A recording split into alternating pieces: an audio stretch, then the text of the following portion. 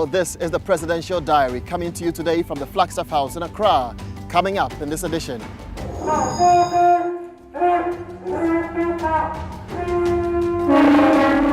President Nana Akufo-Addo is advocating for stronger trading and investment relations with Denmark following a 3-day official visit to Ghana by the Queen of Denmark, Her Majesty Queen Margaret II. Ghana's resilient democratic structures, respect for human rights, a free press, and the rule of law set an important example for the region. And also in this edition, Ghana and the United Kingdom strengthen the ties of cooperation and move the bilateral relations to a point beyond aid as President Akufo-Addo holds talks with British Prime Minister Theresa May.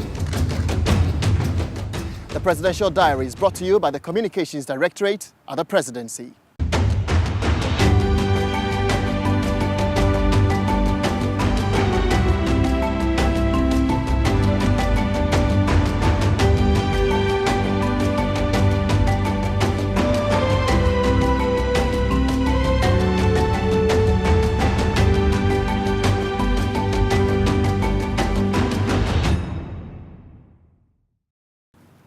Hello, I'm Jefferson Saki and you're welcome. President Nana Akufo-Addo is advocating for stronger trading and investment relations with Denmark following a 3-day official visit to the country by the Queen of Denmark, Her Majesty Margaret II, the first Danish monarch to visit Ghana. President Akufo-Addo reiterated the commitment of his government towards moving the country to a point beyond aid and also by developing good trading and investment relations with Ghana's partners. It was during bilateral talks with Her Majesty Margaret II that the President made this known.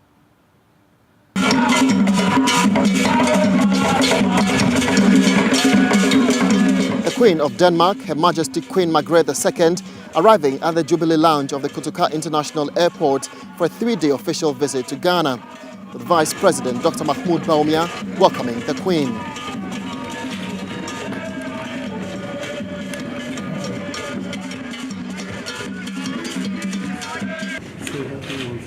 This is the first time in Ghana's history that a Danish monarch is visiting the country and West Africa in general.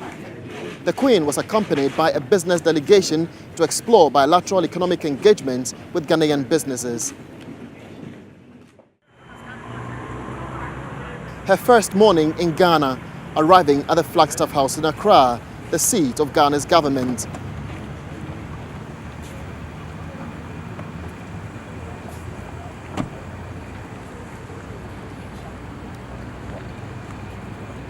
A full guard of honor mounted by the Ghana Armed Forces. The Queen took the national salute of both countries.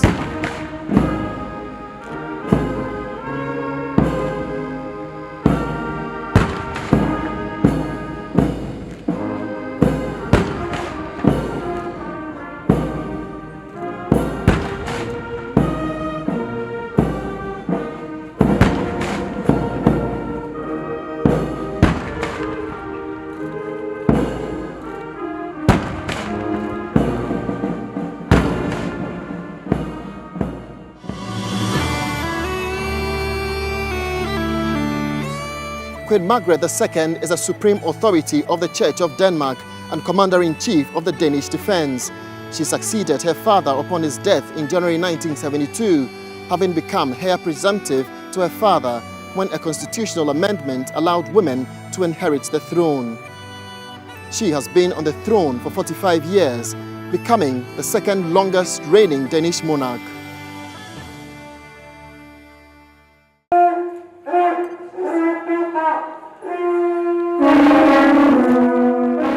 President Akufo-Addo welcomed the Queen to the presidency, hoping that her days in Ghana would develop and cement the long-standing relations between Ghana and Denmark. And it's not too hot for you. Inside the ceremonial room at the presidency, President Akufo-Addo and Her Majesty Queen Margaret held bilateral talks. You know that between us and you, there's a very long history. A very long history, 4 or 5 centuries of history. A history that has it that one of the greatest assets is, and it continues to be a major part of the Ghanaian protection. So that alone means that there is always a constant reminder of the relations between us.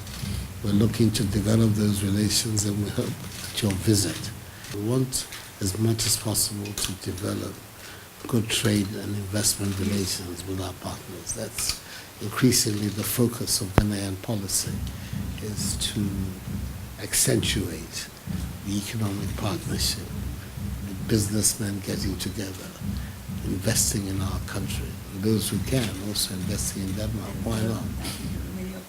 Many opportunities.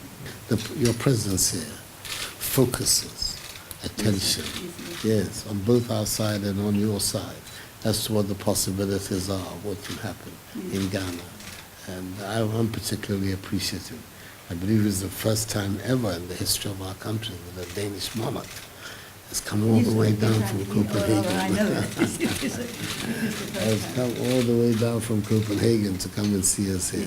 So you can imagine how excited and thrilled we all are at your presence here.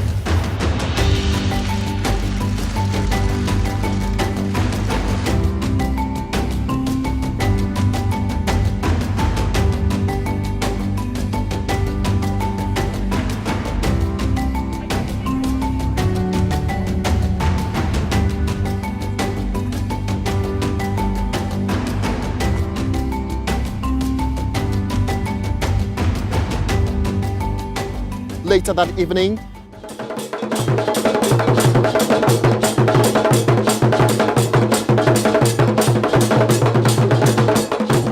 President Akufo-Addo hosted Her Majesty Queen Margaret II at a state dinner held at the Accra International Conference Center.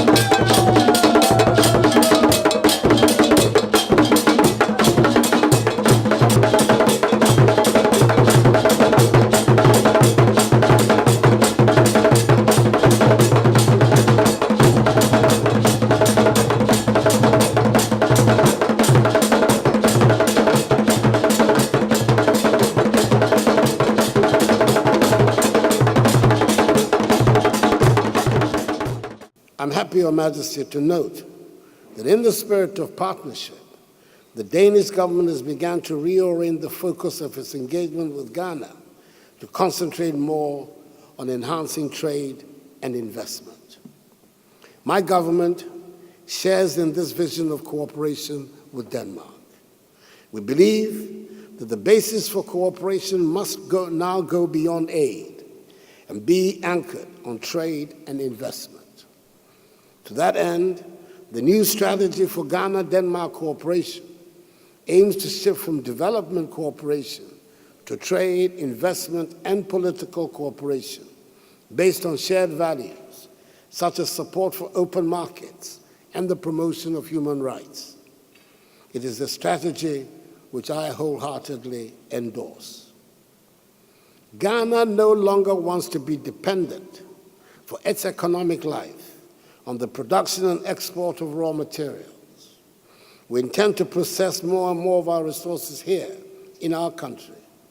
There can be no future prosperity for our people in the short, medium, or long term if we continue to maintain economic structures that are dependent on the production and export of raw materials. We intend to add value to our raw material resources, industrialize and enhance agricultural productivity.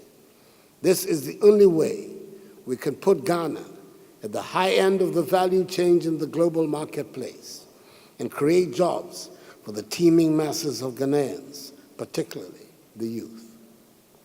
It is for this reason that my government is implementing measures aimed at attracting investment, domestic and foreign, into Ghana, as well as stimulating growth of the private sector.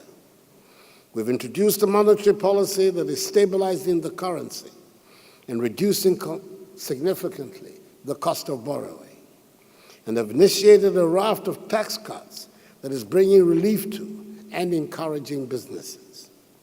These interventions have ensured that the fiscal deficit, which stood at 9.5% at the end of 2016, has been reduced to 6.3% this year. Inflation within the same period has declined from 15.4% to 11.6%. Our economy has grown from 3.3% last year, the lowest in 22 years, to 7.9% this year. Interest rates are declining, and we're now witnessing a more stable cedi, our national currency. As a result, our macroeconomy is growing stronger. These measures have been put in place to build the most business-friendly economy in Africa and create jobs and prosperity for all Ghanaians. And thus notifying the impressive business delegation accompanying Her Majesty the Queen to take advantage of the growing business-friendly climate in the country to invest in Ghana. Our flagship policies of one district, one factory, one village, one dam, and the program for planting for food and jobs map out areas of opportunity, which I commend to you.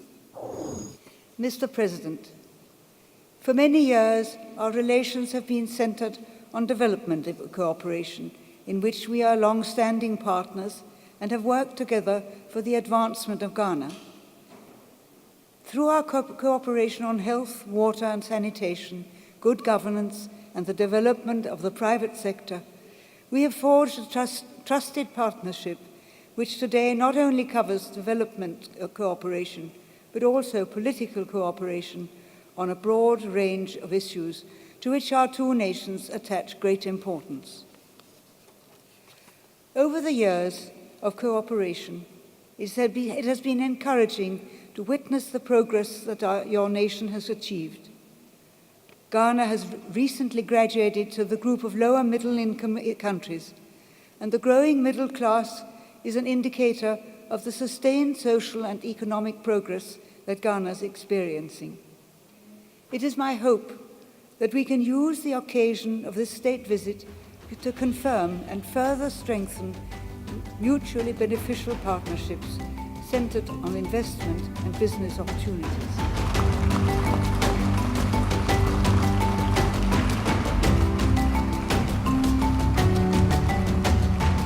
Her Majesty Queen Margaret II, the Queen of Denmark, will, in an effort to enhance business cooperation between Ghana and Denmark, more than 90 businessmen and women and captains of industries met at the Ghana-Denmark Business Conference as part of activities marking the visit of the Queen. The Vice President, Dr. Mahmoud Bawumia, delivered a keynote address and noted that government is putting in place the necessary policies and programs to propel the country's ambition of developing beyond aid and also promoting trade and partnership. It is all too evident, ladies and gentlemen, that current financial flows and investment patterns, certainly in Africa, are not likely to deliver on the financing needed to attain sustainable development needs.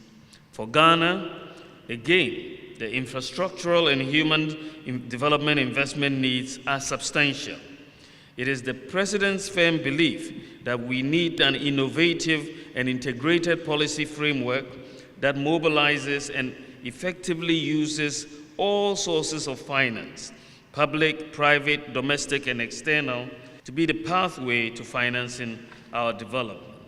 The President said we want to build a Ghana which looks to use its own resources and their proper management as the way to engineer social and economic growth in our country.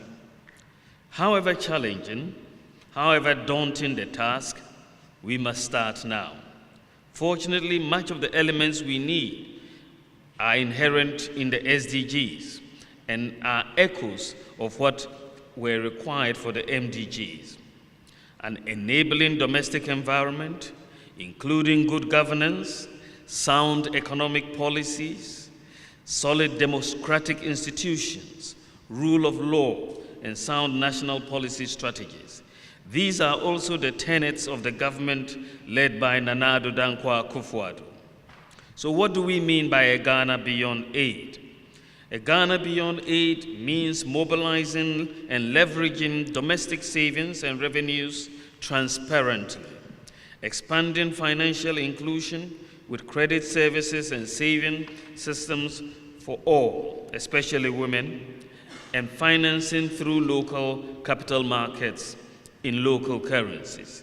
It also means where domestic resource mobilization is enhanced through higher private savings and higher government revenues raised in a more efficient and equitable manner, where there is resolute efficiency and accountability in the use of public resources. It means investing in people and building the capacity of the next generation of citizens, including access to quality education, to building their overall capacity for innovation and knowledge. It also means encouraging entrepreneurs, small businesses, private investment, and innovation. And it is this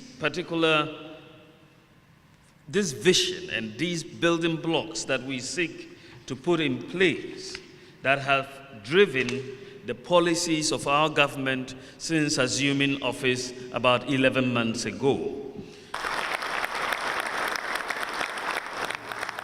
The Vice President, Dr. Mahmoud Bawumia, delivering the keynote speech on Ghana Beyond Aid, moving forward together as part of the visit of Her Majesty Queen Margaret II.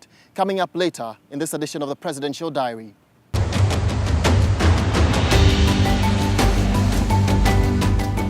Ghana and United Kingdom strengthen the ties of cooperation and move beyond bilateral relations to a point beyond aid as President Akufo-Addo holds talks with British Prime Minister Theresa May at 10 Downing Street in London. More on the President's visit to the United Kingdom after this break.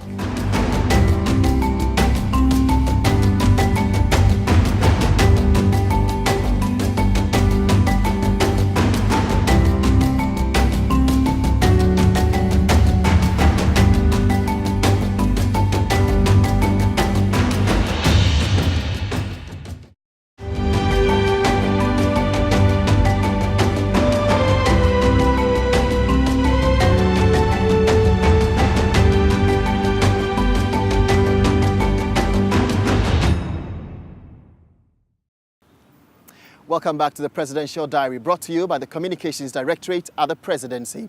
The President of the Republic, Nana Akufo-Addo, on Monday, the 20th of November 2017, held bilateral talks with British Prime Minister Theresa May at 10 Downing Street in London. Well, the purpose of the meeting was to strengthen the ties of cooperation between the two countries and also move beyond the bilateral relations to a point beyond aid. Well, the pair also discussed issues bordering on next year's Commonwealth Summit as preparations for the summit intensify.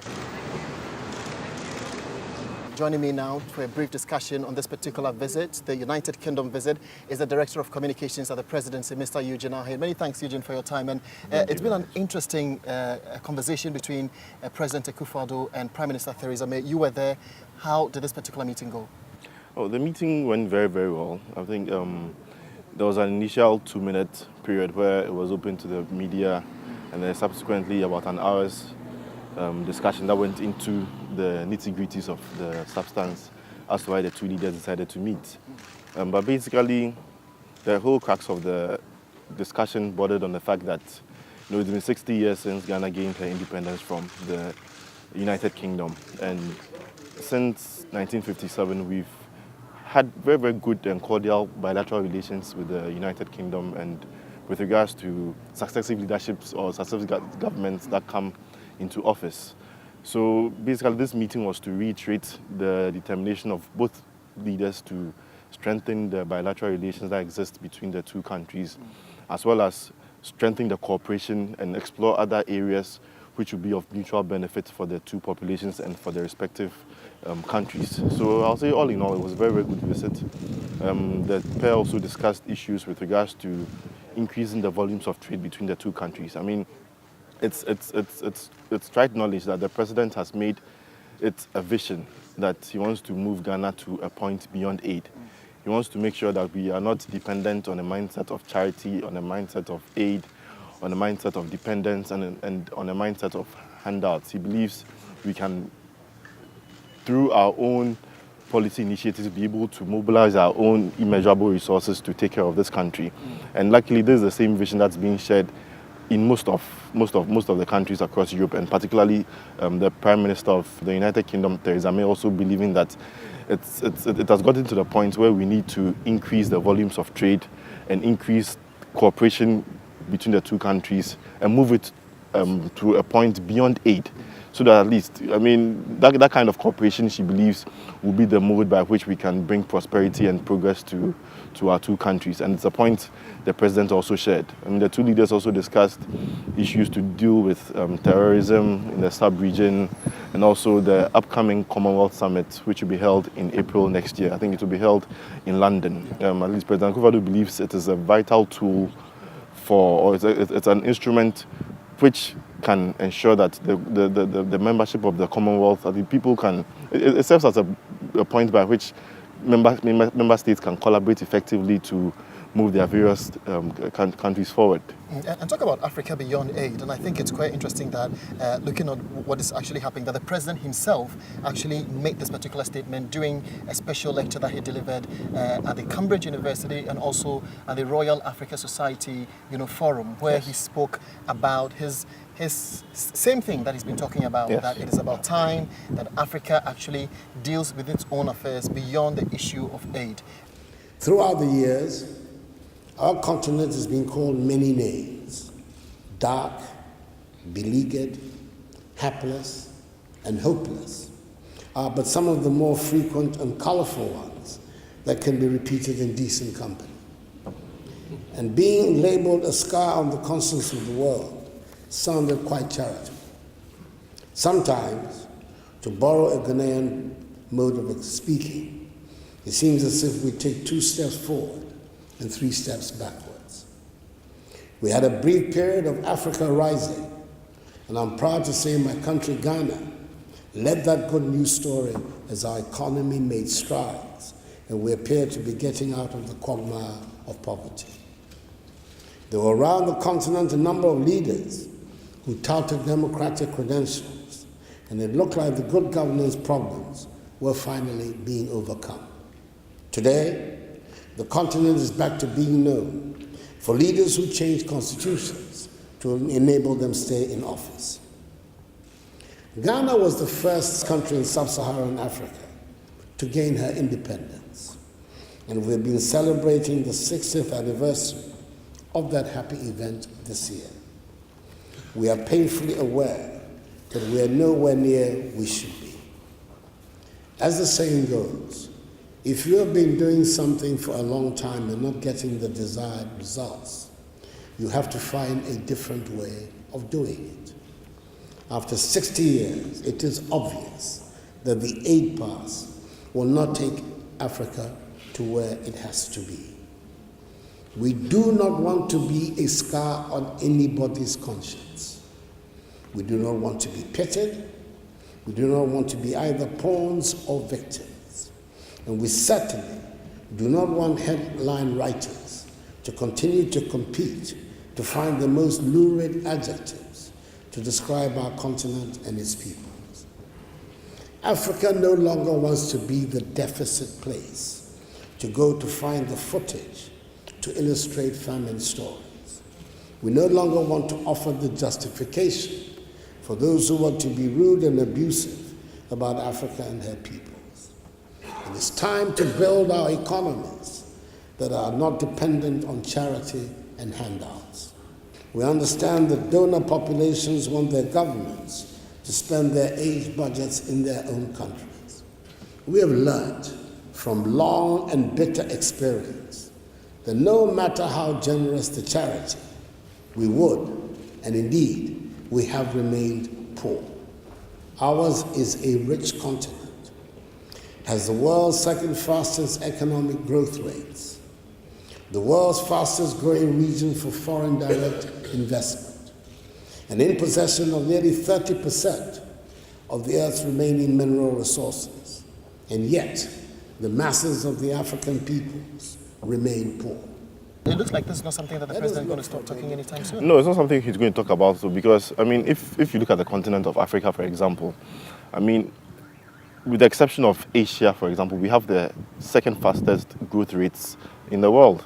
I mean, we are the world's highest destination for foreign direct investments. And if you take a look at the amount of resources that are remaining on the earth, for example, you have 30% of it coming from Africa. So, I mean, why should we be at a point where we always have to be dependent on aid? He made it clear that we have the means to develop our continent if and only if we are bent on making sure that the right policies, the requisite policy frameworks are put in place. I mean, a good mindset of the various leaders on the continent would make sure that at least we will be able to develop our continent much rapidly than we have done so in the past. A new paradigm of leadership is called for. Leaders who are committed to governing their peoples according to the rule of law, respect for individual liberties and human rights, and the principles of democratic accountability. Leaders who are looking past commodities to position their countries in the global marketplace. Leaders who are determined to free their peoples from a mindset of dependence, aid, charity, and handouts. Leaders who are bent on mobilizing Africa's own immeasurable resources to resolve Africa's problems. Leaders who recognize the connectedness of their peoples and economies to those of their neighbors. This new generation of African leaders should help bring prosperity and dignity to our continent and its long-suffering peoples. We do want to, and we shall work to take Africa to where it deserves to be, as a prosperous and dynamic member of the world community. We need to, and we shall move Africa beyond aid.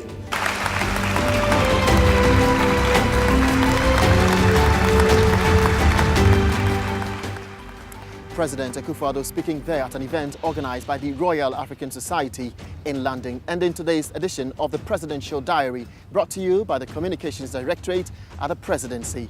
Log on for more details at www.presidency.gov.gh and the other social media platforms, Facebook, Twitter, as well as Instagram for more updates. I'm Jefferson Saki, and on behalf of the entire production crew, have a good day.